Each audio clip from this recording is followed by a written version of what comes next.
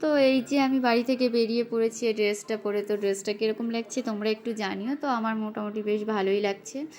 তো এই যে আমি একটু মানে এদিক ওদিক তাকাচ্ছি, তাকাতে তাকাতে এই যে আমাদের বাড়ির রাস্তায় চলে আসলাম। তো চলে আসার পরে আজকে আমি যে কারণে বেরিয়েছি সেটা হলো আমাদের কৃষ্ণনগরে তো জগদ্ধাত্রী পুজো শুরুই হয়ে গেছে। তো আজকে আমি সেই কারণেই যাচ্ছি, যেটা হলো কীরকম প্যান্ডেল করেছে, মূর্তি কত দূর হলো, তো সেগুলোই আজকে আমি তোমাদের সাথে একটু শেয়ার করব।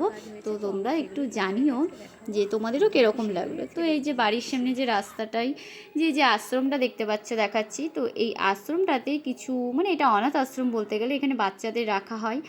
তো এই যে আমি এর সাথে বেরিয়ে পড়েছি, তো সোজা যাচ্ছি। যেতে যেতে যে তোমাদের প্যান্ডেলগুলোকে দেখাচ্ছি, কত দূর কী কাজ হচ্ছে একটু একটু করে সব কিছু মোটামুটি দেখাচ্ছি। তো আমি কিছু খনিশ পার্ক, তারপরে শক্তিনগর মাঠে গিয়েছিলাম। তো আদার্স একটু কালীনগর দিয়ে আশেপাশে ঘুরলাম। তো এই যে শক্তিনগর মাঠে যে প্যান্ডেলটা এত দূর কমপ্লিট হলো, আর পুজো তো এখনও 3-4 দিন বাকি আছে, তো তার আগে ঠিক কমপ্লিট হয়ে যাবে। এটা তো জানোই যে জগদ্ধাত্রী পুজোর কীরকম ভিড়ভাট্টা হয়, আর তার থেকেও বড় কথা যে মানে পুজোর সময় কীরকম কাজ টাজ বাড়ে। তো ছাড়ো, এসব বাদ দাও। তো এই যে আমি তোমাদেরকে মূর্তিটা দেখাচ্ছি, মায়ের মূর্তিটা মানে কতদূর করা হয়েছে। মানে মাকে এখনও কিছুই রেডি করানো হয়নি, শুধু জাস্ট মূর্তিটা। তো পুজোর দিন তো গয়না পরানো হয়।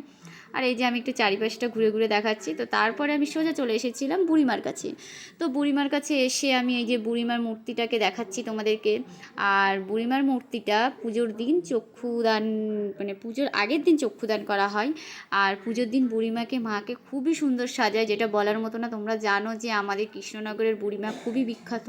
মানে সব ঠাকুরই ভালো, বাট বুড়িমা আমাদের স্পেশাল। তো এই যে তোমাদেরকে আমি দেখাচ্ছি। তারপরে বুড়িমার সামনে স্টেজটা করে, ওটাও খুব সুন্দর করে। আর আমি বুড়িমা দেখার পরে একটু আশেপাশের একটু পাড়াগুলোতে দেখছিলাম কত দূর কী করিয়েছে। তো সেগুলোই দেখতে দেখতে আমি একটু আশেপাশের একটু প্যান্ডেলগুলো দেখলাম। দেখার পরে এই যে আমি বাড়ি আসলাম।